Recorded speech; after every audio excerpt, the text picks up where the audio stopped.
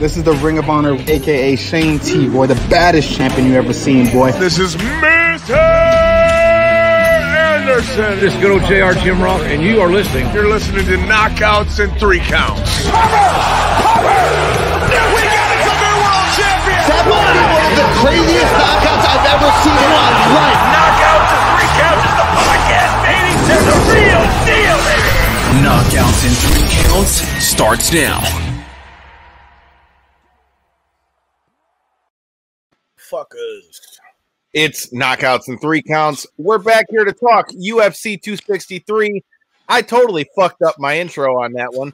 And we've got some great fights this weekend. So I figured since Corey, as we talked about in our interview with Mike Bennett, which if you haven't checked it out yet, I'll have you know, it's being heralded as maybe one of the best interviews we've done so far. I mean, hey, maybe I'm a little biased, but hey, I can do that when I'm the host of this bitch. But we've had people from England even telling us how much they liked our chat with Mike Bennett. You got to check it out before we talk to the boss of Pele Pro Wrestling, Mr. Kyle Hessler, on Friday. And you might have a El Rudo de las Chicas sighting in San Madonna. So you got to stay tuned and make sure you hit that subscribe button so you don't miss any of it. But like I said, we're here to talk about UFC 263, and since Corey is a little under the weather right now, I figured I would grab Hyden, who you've seen before, but I've also brought a guy who you guys may not know on screen here, but he's a guy who I've been training with since, oh shit, I was probably 16, 17, something like that, 17, 18, somewhere in that range. We've punched each other in the face, choked each other, armbarred each other, kicked each other in the dick. Yeah, we got pretty close and impersonal. We've got our buddy and professional MMA fighter, Anthony Scoops Flemming. How you doing, brother, man? Doing well, man. How are you? Thank you. Hey, man, I'm just glad to be not throwing the mail no more, dude. I'm getting tired of this shit. But other than that, I'm doing all right. Like I said, man, you and I go way back. I mean, Hyden, I've told you some stories about, my time in the fight game. But did I ever tell you about this time where I had to forewarn Mr. Flemming over here that if we got our ass beat because of his music choice, it was totally going to be 110% his fault? No, you haven't told me that story yet. Well, we'll go into a little bit of story time before I get to UFC 263. Sure. So we were getting ready to go because Anthony was getting ready to fight, and I was going to be in his corner. And we were sitting there, and the guy comes up to us before the show and goes, "So what do you want to walk out to?" I want to come out to Rihanna, "We Found Love." I'm like, "You what?" Yeah, I want to go. I'm like, if we lose, bro. If we lose, that's not going to be a good look. Sure shit. Whole night, dude, I'm like, this is about to be real interesting. Sure shit, we walk out and everybody is looking at us, just giving us the look like, what the fuck? Kind of like when those guys let them come out to Miley Cyrus at the Palace, which I still to this day wonder how many of those guys really picked that song, or did they just say, fuck it, I don't care, and that's the song that got picked? Because the sad part of this is you chose the song. You chose the song. And you know what? So you chose. Go ahead and tell your side of it.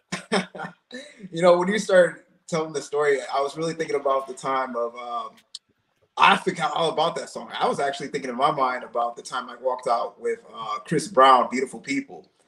That's what I thought you were going to say. Now that I can understand. That's a dope song. I won't lie, but I could get hyped with that. I'm not gonna lie. Yeah. That was at Warrior Way. That's when I fought I can't remember the kickboxing match. Yeah. No, I'm talking about at Fight Club because I remember that, and as I'm picking up your clothes, you could hear people even like looking like what. And luckily you went out there and got the dub, but it was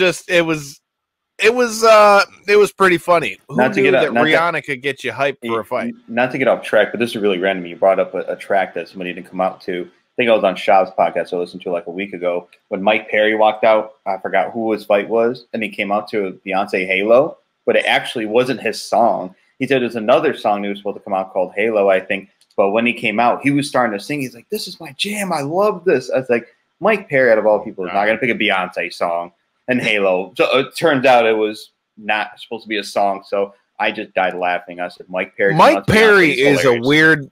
Mike Perry is a weird motherfucker. Let's just throw that out there, okay? I support dude because he's from Michigan, if I'm not mistaken. I believe so. I think, dude, he is a weird motherfucker. But it's just hilarious. Like, he's dancing to Beyonce, Halo. I was like, out of all people, who's a savage, by the way, he was a pure street fighter coming out to Beyonce. I was like, that can't be true. And then it turned out it wasn't really him. But he's like, I'm going to vibe to it because it's too late now. So I just walked out to it. And it was just, I laughed. I was like, this is going to be a good fight after this.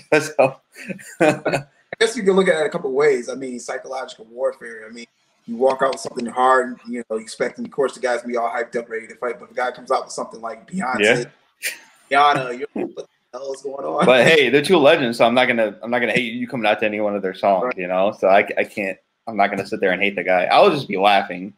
So I mean, whatever. But go ahead, Kyle. Sorry, it's all good, man. You know, it's sad that Corey's not here. So since Corey's not here, I will allow Anthony to do what I know Corey would have asked if Corey was here, because he's a bitch like that. Corey would have asked you, do you have any training stories of you and I from over the years that stick out, or anything from our time of training that sticks out? Because I know that would be coming if not. Anything that sticks out? Not in particular at the moment. We had a lot of time mats rolling, and even a couple of times sparring and everything. Matter of fact, I think you did catch me with a nice good right hook one time, and I kind of thought about it, and I was like, okay, all right. Well, I was throwing those hands though, like a week or so ago. You saw that. I mean, dude, come on. You're not the only one to say that. Miles said the same thing. So did Ben Lagman once he saw me throw hands. It's funny because I'll never forget, dude. I felt like an asshole too, but how many times when we trained jiu-jitsu, man, with I've always been the smaller guy. I always get guys that would come in there and they would try to beat me up, dude. It was the funniest thing in the world, because I remember we were over by the cage and I caught this guy with one of the slickest armbar transitions from a triangle I'd ever hit. And I remember you walking by and just stopped and watched me do the whole thing. He's like, damn, I watched you roll right into that and saw that coming in. He was like, that was slick. That dude was so pissed. You can't always beat the smaller guys. That's dude. Well, no, I went for a triangle and he just tried to stack me, so I just rolled with it and threw my leg over the other way and just rolled right through the armbar, and he had no way to get out of it because his own momentum threw himself right into it. That's crazy. I just hooked his leg as I went through. Yeah, I love jiu-jitsu, man. That's the way it works. It can be a gift and a curse. So. Well, speaking of jiu-jitsu and arm bars and triangles and dickhead training partners, what do you guys think we're about to see happen at UFC 263? If we've got in the main event, you've got Brandon Moreno versus Davison Figueiredo. If you guys heard any of the news earlier today, they were talking about Figueiredo once again had a damn hard time making 125. They said he was down to his giblets. And they had to put a tarp up so nobody saw the goods because he barely made 125 again. Before we talk about that fight, you know, we definitely will have to get into whether we see him staying at 125 or, you know, could he move up to 135. In the co-main event, you've got the fight that I honestly would argue more people are more excited to see. You've got Nate Diaz versus Leon Edwards. Now, that's just what they have on there, because we also know that we have Israel Adesanya. Israel Adesanya is facing Vettori on this one as well. Right. So, I don't know, man. A sneaky but good little card, and not even to. I'd be remiss not to mention the past guest of the motherfucking show, Jamal Sweet Dream Hill, is gonna put a Bear Jew to sleep. Yes. I feel like. I don't know if you guys saw it, the little spat that they had the other day. I feel like we're gonna see it get it on and popping once we get down to UFC 263. Yeah, it's definitely a good main card, a solid main card, and probably one of the best fight cards of the year if it turns out that way on paper. Obviously, it looks like one of the best cards, of the year. So a lot of sleepers fights that I'm sure we'll get into that I'm more interested in. So definitely exciting two championship fights, and then the 5-rounder that's not a co-main or main event, which I don't think that's ever been done, which is pretty interesting. But of all people, Nate Diaz is going to get that. So I'm not going to hate on Nate Diaz for, sneaking his way into a big fight like that. Whoever, who doesn't love a Diaz fight. So it's going to be fun, man. I don't see it. I can't see it being a disappointing card at all. It can't. I don't see it. Yeah, I agree. Go ahead, Anthony. I was gonna say, yeah, I agree. I think it's definitely gonna be probably one of the best cards so far that UFC has been able to present. Yeah. I'm looking forward to it this weekend. Absolutely. Well, let's get into it. First of all, talking about some of the news going into it, as I mentioned, Davison Figueiredo had a hard time making weight again. How many more times do you think this is going to happen before there's some real serious talk of him going up to 135? You can go ahead, Anthony, first. Well, it depends on, UFC, Dana, and everybody behind the scenes. Obviously, UFC is kind of strict on that about the guys not making weight and everything before fights. I mean, he made it, but I mean, I'm saying just for him though, because that's gotta. I mean, dude, that weight cut's gotta be fucking him up.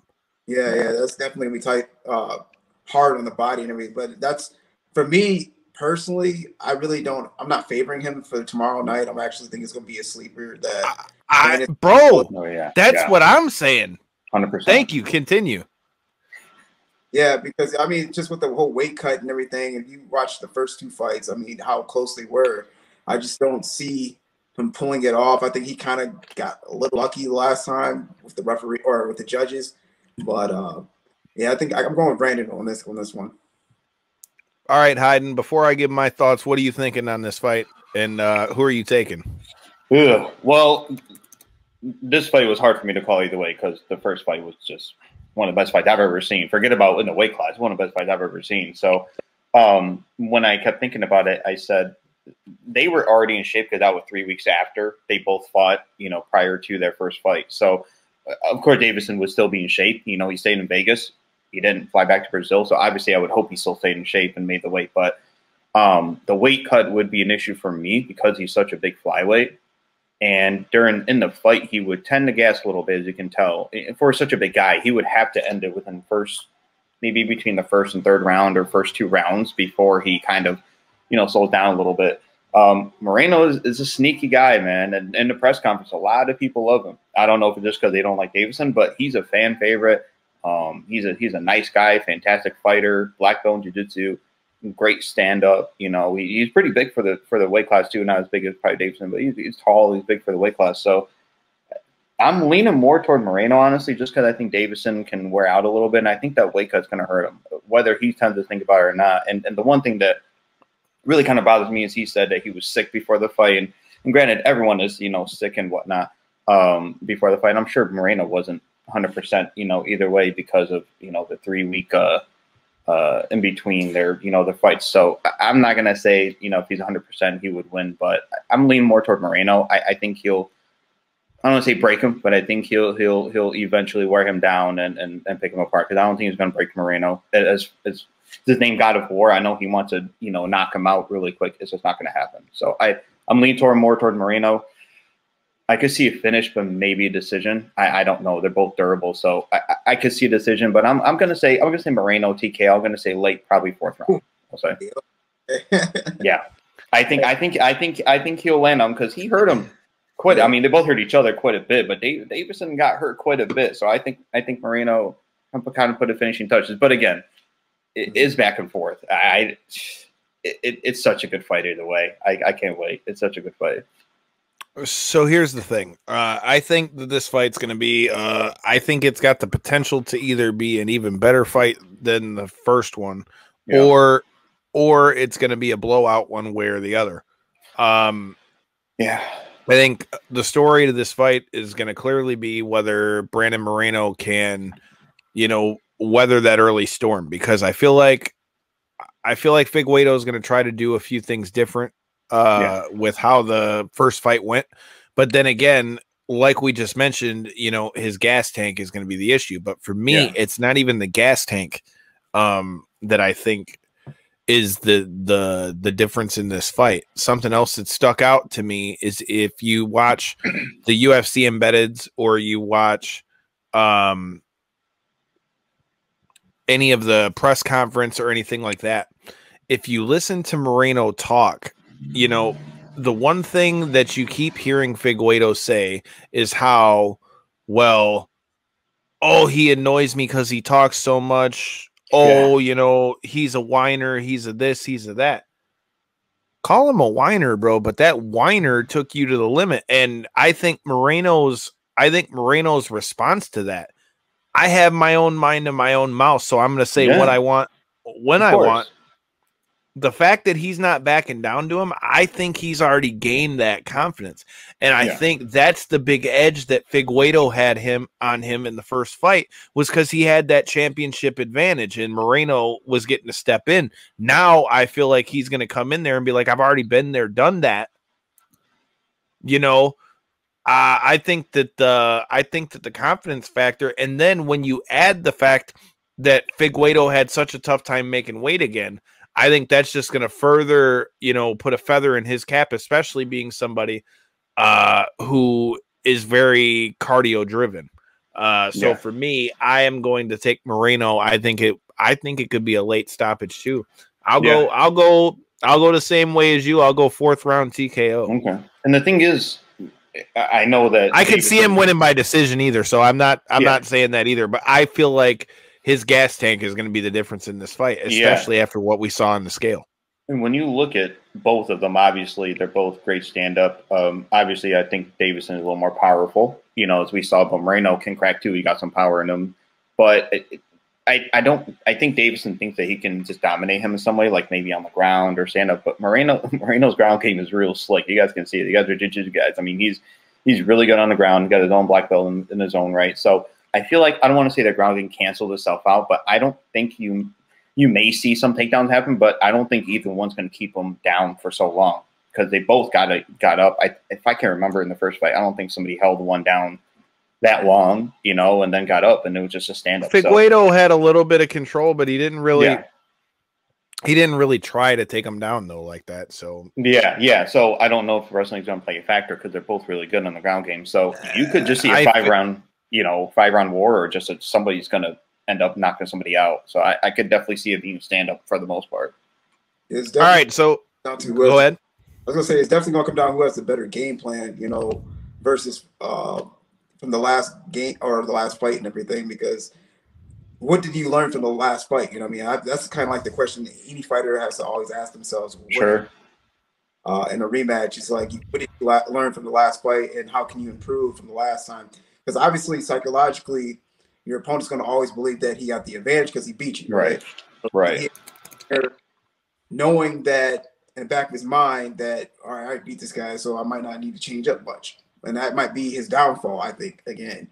Especially a draw. It's like you don't, either guy's going to think they won, but it's like, nope, none of us won. We're going to run it back. But in their mind, that's kind of what that's kind of what I was alluding to. I feel like the fact that Figueiredo almost seems to he says he's not taking him lightly this time, which how could you after the first fight? But I feel like he's still not respecting him. Yeah, it seems like it. It seems like I mean, look, pushed him at the press conference, so he's obviously has no. And not to mention, I don't know if you guys heard, Dana came out and said after that if anybody touches each other at the weigh-ins or any of that, you're going to be, you're either going to be fined or not be able to fight. Wow. And I don't know what that was about. Like Moreno didn't touch him. Nothing was said. He just shoved him. So I don't know if he's trying to rile him up on purpose, but I didn't understand that at all. I just feel like he still doesn't respect him. And I think he's trying to punk him. And I don't think it's going to work on a guy like Moreno. Well, we went out of order on this one. Obviously, we just covered the main event in depth. But well, okay. It might as well be the main event. But let's talk about the fight that has found its way onto this card, which many people would argue is the fight that most people are looking forward to seeing on this fight. And that's going to be Nate Diaz versus Leon Edwards. I don't know, man. Win, lose, or draw, I think it's safe to say Nate Diaz or a Diaz brother in the cage is always good for business. Oh, yeah. So 1,000%. He could fight he could fight Francis Ngannou right now, and he'll still sell, how many pay-per-views. Like he and I would bet he would do it. That's the best part. I feel like the Diaz brothers, Eves Edwards said it today with Jimmy Smith. I mean, there's no way else other to say it. Nate Diaz don't give a fuck. Neither of them do. Him and his brother don't. Yeah. They don't care. It's awesome, man. Think about, so people just see the Diaz brothers as these pothead losers. When you think about it, dude, they're like, you're like a certain kind of athlete and a savage to be doing triathletes when you're not even fighting. Oh, I just woke up today. Fuck it, I'm gonna do a triathlon. Let me tell you, I ran the 10-mile Tough Mudder with 20 obstacles, never having done that shit before in my life. Let me tell you, my shit hurt so bad when it was over, and I was in shape, like I was training for the shit, and I still hurt afterwards. Now imagine doing a fucking triathlon, and these guys are doing it just because, I don't know, that's how I felt today. So cardio is not going to be an issue. My question in this fight is going to be, how is he going to stack up again? As it's noted, I mean, Nate Diaz has never won at 170. So for him to be facing another guy in Leon Edwards, who is going to be naturally bigger, it's going to be really interesting just to see how that'll play out in that sense, because the size is going to be the issue. But then again, if Nate fights how Nate fights, and Nate, Nate maybe takes a little bit of damage in the beginning and makes it dirty, I don't count a Diaz brother out of any fight. So since I went last on the first one, I'll go first on this one. I don't see Nate Diaz winning this fight, but if it goes into round 3, if it goes past the halfway point in round 3, Nate Diaz is going to beat Leon Edwards, I think. Okay. But if I'm picking who I think's going to win, I'm going to go with Leon Edwards. Interesting. Okay. Put that on a parlay there, Kyle, because he's a huge underdog. You might as well win some money if you did that, man. He's like a plus 500 underdog right now, so the cash is there for you. You want to? I'm just saying, dude. I mean, I think Leon Edwards is going to win, especially considering he's never won at 170. I'm just saying, Nate and Nick make fights dirty and grimy for anybody. Sure. Anybody. Even GSP, even though GSP clearly won, it was still a grimy fight. When he fought Conor McGregor, I thought that was at 170. The first time it was. And the second time, I think, was... No, they were both at 170, was it not? Well, the first one was. I think the second one was. No, it couldn't have been, because they were just talking about that today, that Nate's never won at 170. I believe the first fight was at 155. Was it 155? Yeah. Okay. Well, I guess I thought it was at 170. I could have sworn, but no. You're right. Carry on. Yeah, I want to say the first fight was at 155. The second fight, Conor fought him at 170. Of course. And then and now, like I said, people were talking about running that back. How do you guys see this playing out with Nate and Leon Edwards? Do you want to go first, Anthony, or you want me to take over? I mean, like you said, Kyle, you hit the nail on the head, but I love Diaz, but obviously win, lose, or draw. I mean, whether he gets dominated, it's always fun to see a Diaz brother. But I just don't see Leon losing in almost any kind of way. I mean, he's on an 8-fight win streak. He's probably the most unluckiest fighter in the UFC right now because of all the things that have happened to him with all the fights and eye pokes and scheduled to fight Woodley and scheduled to fight all these guys. So it'd be hard pressed to think that he's going to lose now, especially to somebody who's, let's face it, he's not a true welterweight. He's lost at welterweight. And the last time he did, Rory McDonald ragdolled him. I know many years ago, but I just don't see how Nate can win. I mean, granted, there's always a chance that he could win. He would have to hit Leon with some big shot or rock him somehow. But that's why I say I think he gets. I think if he wins, he's going to have to get him tired, and then because he's tired, you know, Nate has always been good at being able to pour it on somebody. So even if he doesn't necessarily hit him with a fight-ending shot, I could see Leon getting tired, and maybe Nate gets him up against the cage and just starts peppering him with that boxing they got, and then he submits him maybe. Yeah, even like you said in the later rounds, like granted, I think this is Leon's first 5-rounder, I think. And I'm not mistaken if he's ever been 5-round. But think about this. This is a thought too. I just thought about this. Not only is it his first not only is that his first 5-rounder, it is also his first fight back that he had in 2 years got ended because of that eye poke. He didn't even get to fight the whole fight. Right. He hasn't even gotten to fight a full 3-round fight, let alone go into a 5-round fight with a guy who you know isn't going to go anywhere and has a gas tank that goes on for days. Right. That's something to be thought about. Yeah, and he looked great though. And against Bilal Muhammad, he looked fantastic. Like his stand up, I'm honestly, I think he was on his way to winning that fight clearly until that happened. But I love Diaz, but I don't see a way that Leon loses this fight, even if it goes in later rounds. And I know Nate tends to get a little bit better in later rounds, but I think Leon has been training, even in embedded, his teammate was saying he's been training for literally 2 years. So it'd be hard pressed for me to say he's not ready for 5 rounds, or at least conditioning wise. He's huge for welterweight. Just seeing him again, I was like, my God, his frame, his length. Even his speed, I think, who was it? Josh Thompson or even Big John MacArthur was saying he's really fast for a welterweight. Like his hands are he's pretty fast to be that big. So I can see Leon finishing him, but if it goes 5 rounds with just Leon beating him up, I can see that too. But I just don't see how Leon loses. I really don't. Okay. Who do you got, Scoops? I'm about to get some grade. Yes, I'm taking Nate. Okay. I'm taking Nate. How though? War of nutrition. Okay. That's kind of what I say. I think if he wins, it's got to go past round 3. Yeah.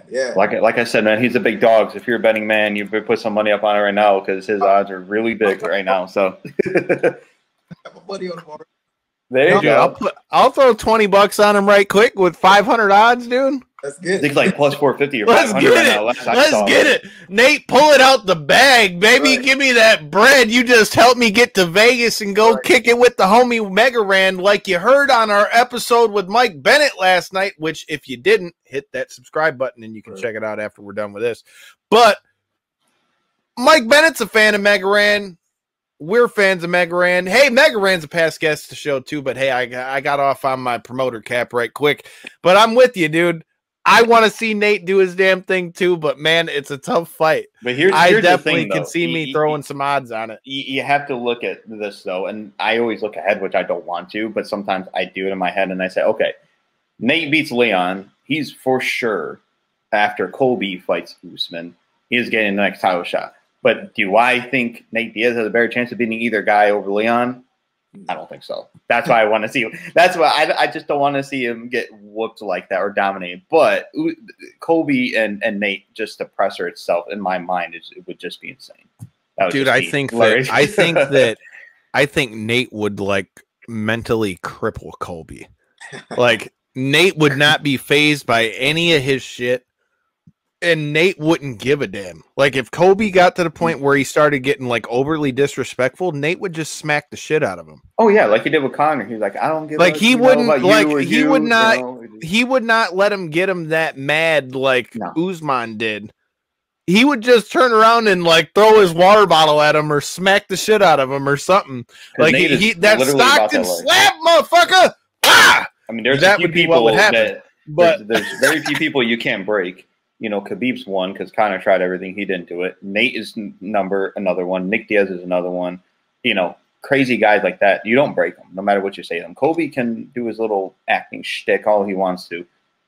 Diaz is going to sit there, smoke his weed, and be like, "Yeah, man, you got to fight tomorrow." Hey, he lit that boy up at the open workout, man. He tried to give Moreno one, but he's like, "No, I'm good, but thank you." Look, man, I'm gonna need people to lay off Nate, bro. It's legal. It's legal most places, and it's legal in the state they're in. So let that man do his. One of them, but go ahead and do your thing, bro. Like, let that man do his deal. But speaking of.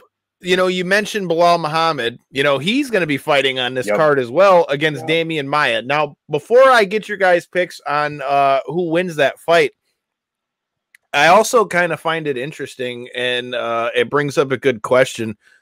Do you think that, don't get me wrong, Damian Maia is Damian Maia, but how much do you think beating Damian Maia really helps Bilal Muhammad at this point? Because Damian Maia's stock has kind of dropped. I feel like it's not the same Damian Maia that we're talking about. Now, that being said, Damian Maia can tie anybody up in a pretzel and put him to sleep, and then we're not talking.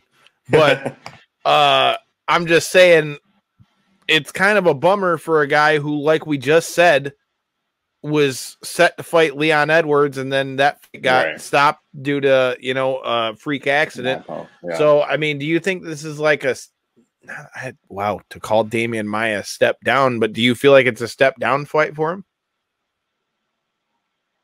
Go ahead. No, I don't. I'm actually, to be honest, I'm picking Damian Maia for this fight. I just think overall, because the experience level of being in certain fights and everything will pay off in this fight. I didn't really like the way he performed when he was going against Leon last fight before the eye poke, to be honest. I wasn't really impressed. Like, I know they're kind of building him up and everything, but anything that really like stood out to me that like, man, yeah, this guy's going to be the one right now. I just think Damian, I think he's going to learn something about himself. Because when you go back and watch that Leon fight, man, he had some good moments, but he was definitely outworked. You know what I mean? Oh yeah.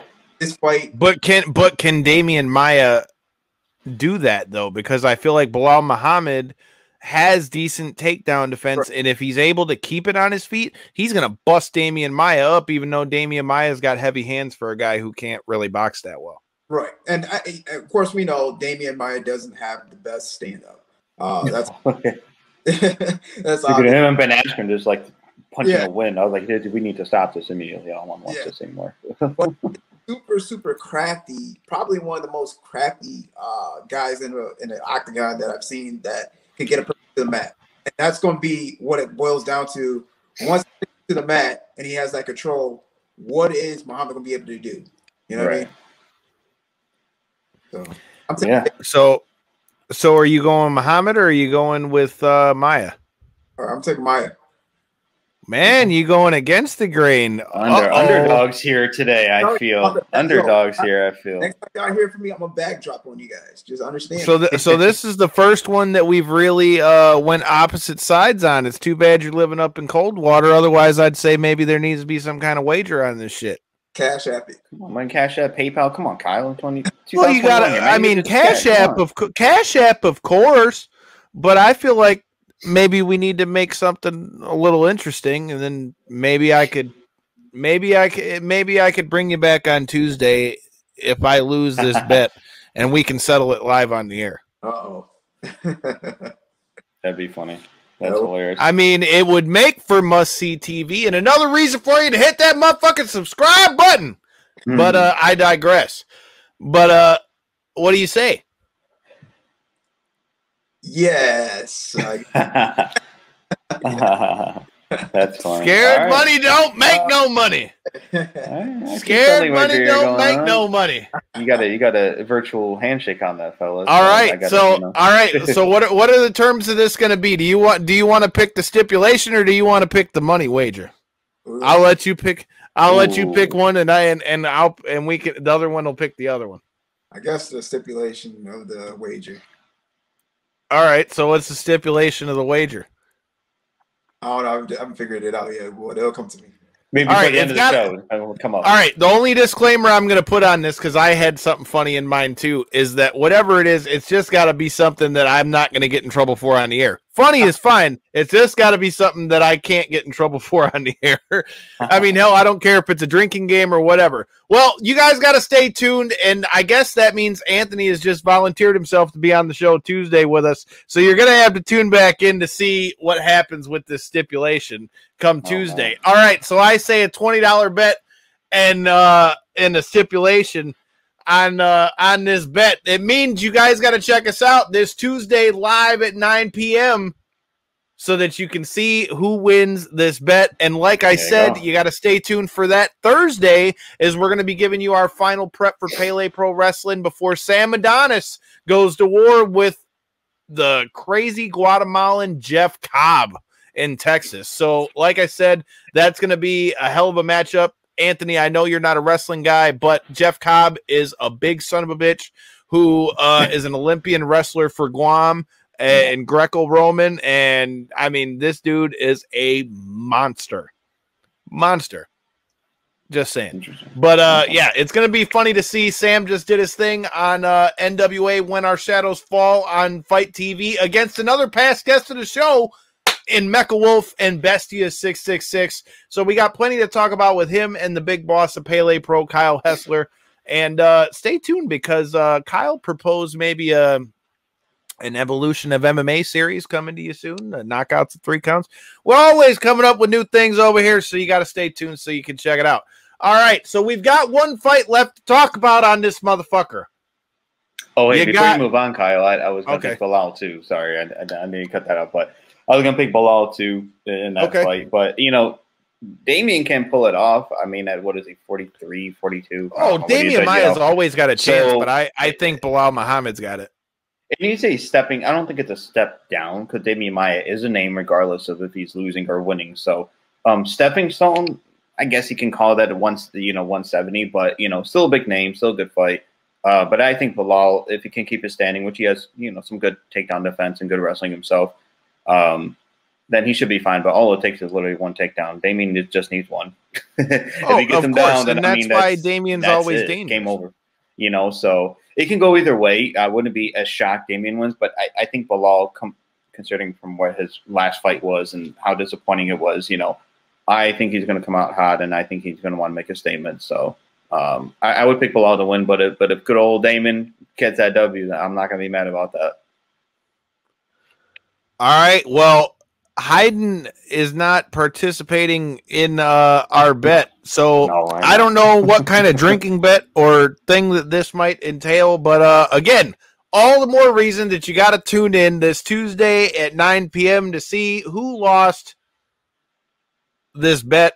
I feel like Anthony is going to be losing on this one. But wait a minute. Here's the thing, though. Wait a minute.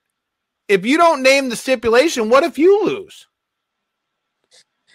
What? So, like, wait a minute. So when we have to, like, put some kind of, like, deadline on this when you have to decide, like, the stipulation by or something, or at least by the end of the show, you got to come up with something, because then what if you lose? Then you can just say, oh, I never came up with a stipulation.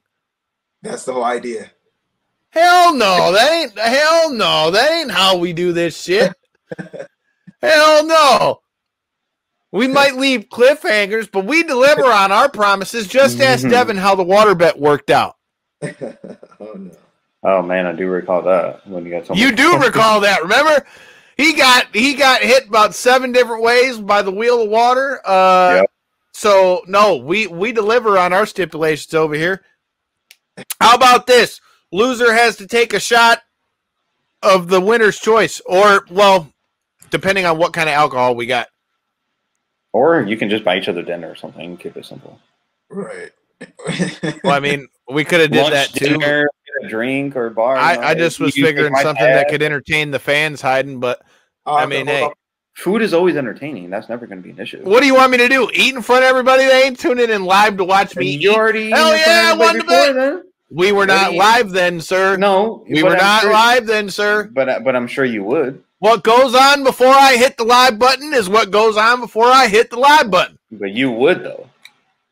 You would, though. Hey, don't lie about it. You would, though. I mean, it is my show. I do what I want. Exactly. But anyways, before we get out of here, we talked a little bit about Claressa Sheilds. Yeah. I'd love to hear, before we get out of here, we had a pretty good conversation going about that.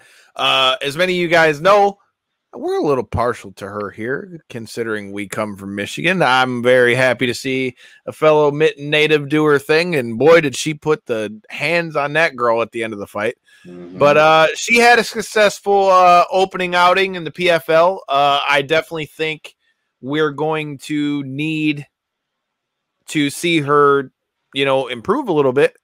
But quickly, what were your guys' thoughts on Claressa Sheilds, and how do you think this compares to James Toney versus Randy Couture? Scoops, you can go first if you want. As we were saying before the cameras are on and everything, I mean, again, I think I was impressed. Again, I think she did a lot better than what we saw from James Toney when he got into it. And remember, James Toney's he's from Ann Arbor, Michigan. Okay. So it's kind of interesting to have another Michigan native out there. Yeah. So I was impressed. She was able to scramble, get out of like some dangerous spots. She was able not to take as much damage on her back and everything. So I think overall, she has potential for sure.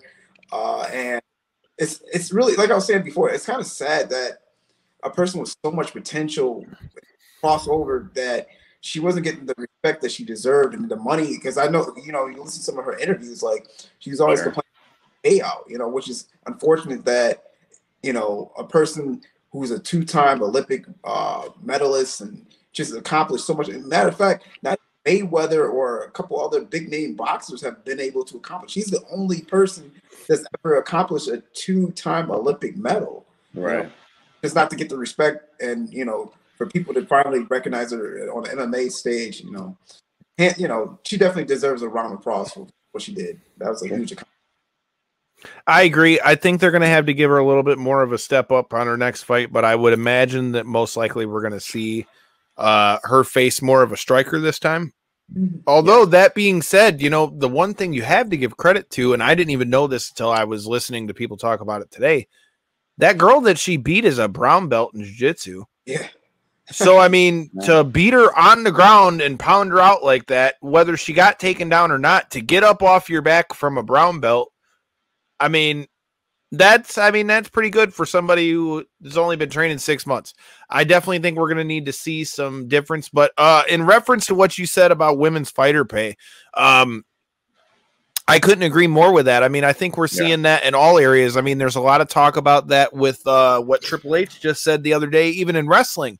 In the WWE conference call they were talking about, because Mickie James just got let go from WWE, and it's been announced that she's going to be the producer for the NWA all women's pay-per-view. And Triple H was asked about that in the conference call, and he said, if you truly want equality, like, why are we making such a big deal of the all women's pay-per-view? But it's kind of hypocritical when you consider WWE was the first one to do the all women's pay-per-view.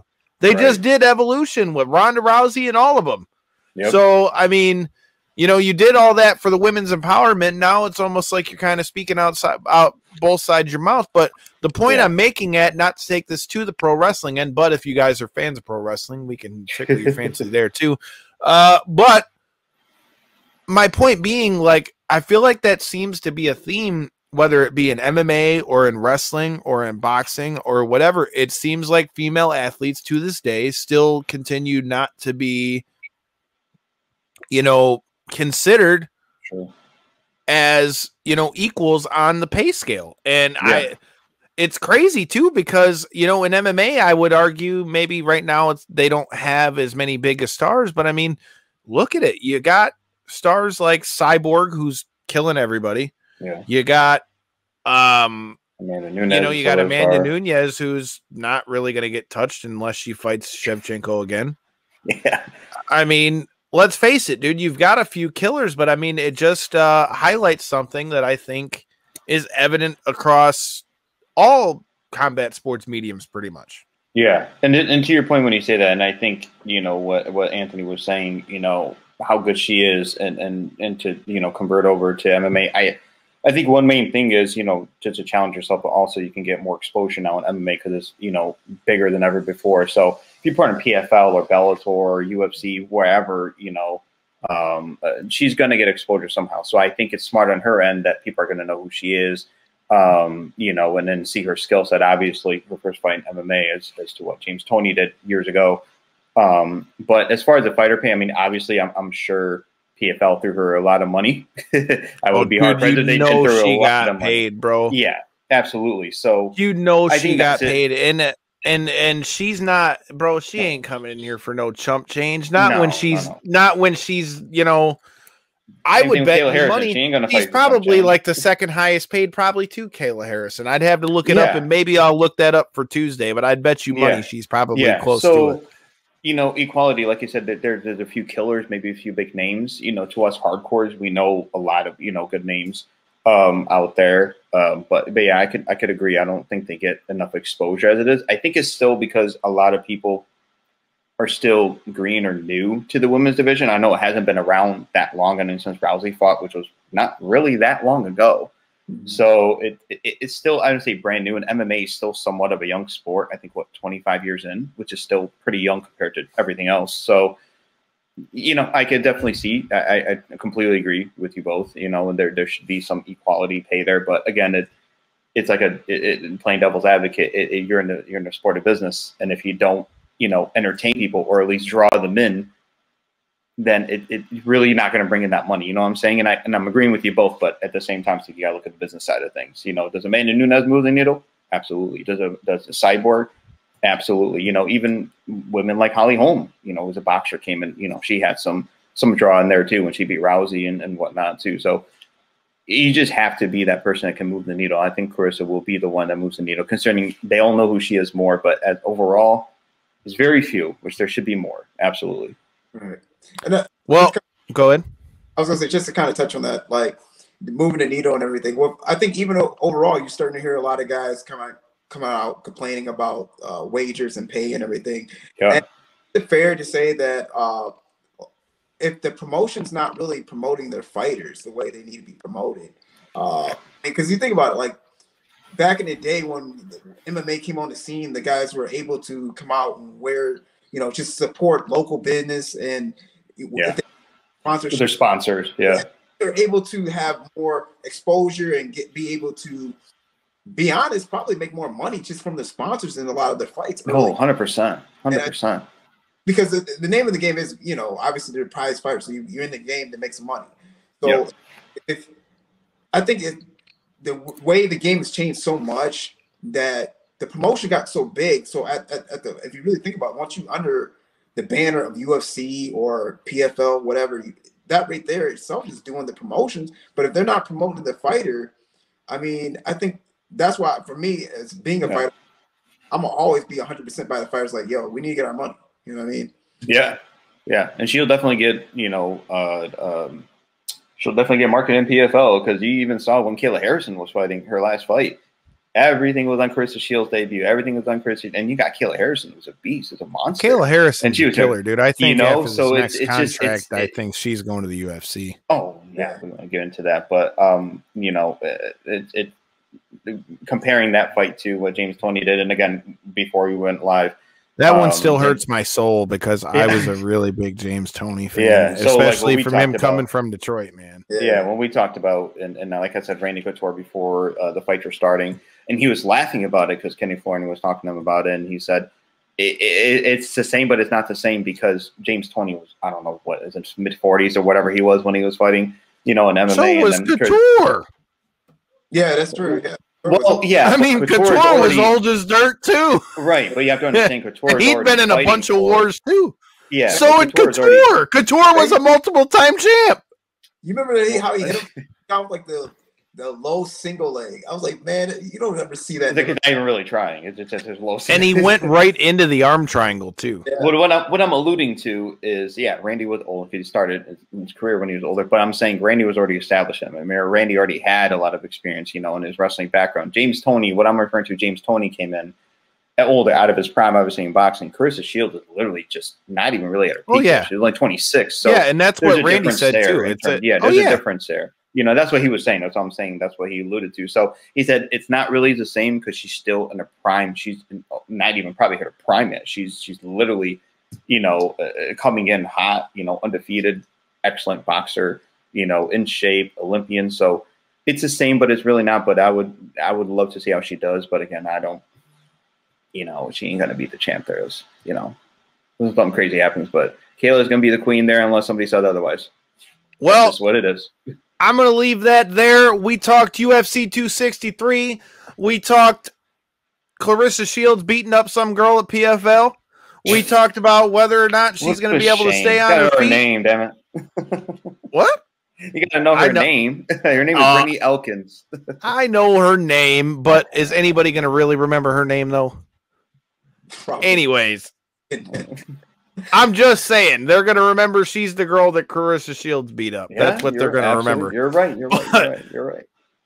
I'm not trying to get beat up by Claressa Sheilds, but we're going to have to see who the next one is to get beat up, and you're going to have to tune in Tuesday to see who's going to lose this stipulation that Anthony's got. All right, we're at the end of the thing.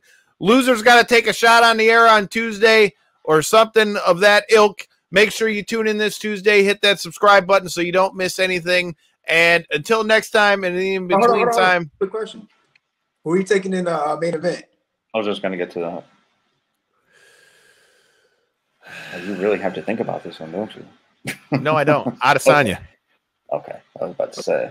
Yeah. No, I don't. I think Adesanya wins because even though the first fight was very close, I just believe that this time I feel like Izzy has matured. Although I believe that the story of this fight is going to be how much did the loss to Jan take out of him. Are you concerned about the wrestling though? Because if you look at like his opponent is better wrestler, and I think a lot of guys that kind of looked at his last fight, Izzy, I'm speaking on, how he was so dominant, how he was basically getting dominated with the takedowns and the guy laying on him up. Does that bring any concern to any one of you guys? It does, but I feel like with the way they're talking, I feel like they're going to end up banging it out.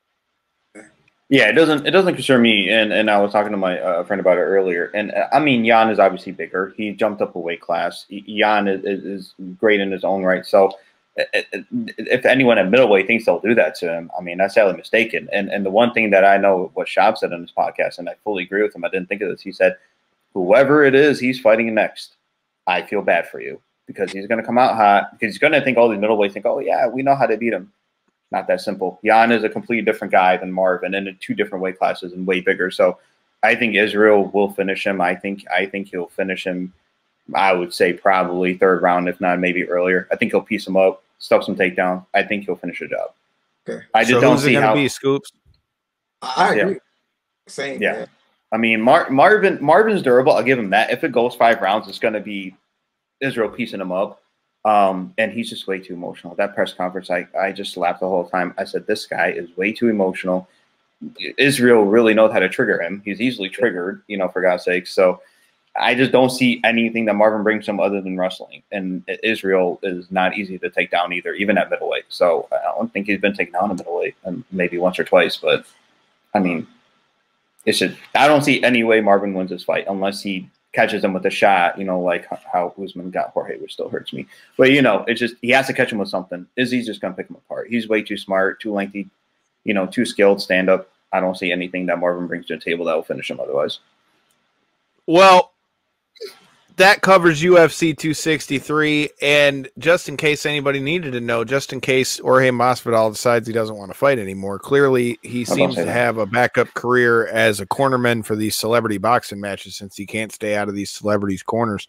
Hey, did I say that? But you got some bare knuckle league going on, man. So that dude's still in the fight game, no, but he was in Chad Johnson's corner for that fight and shit.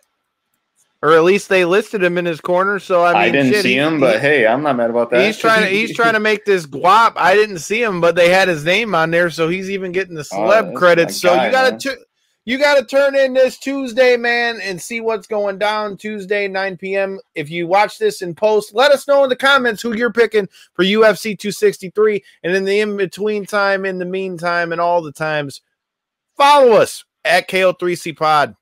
Peace.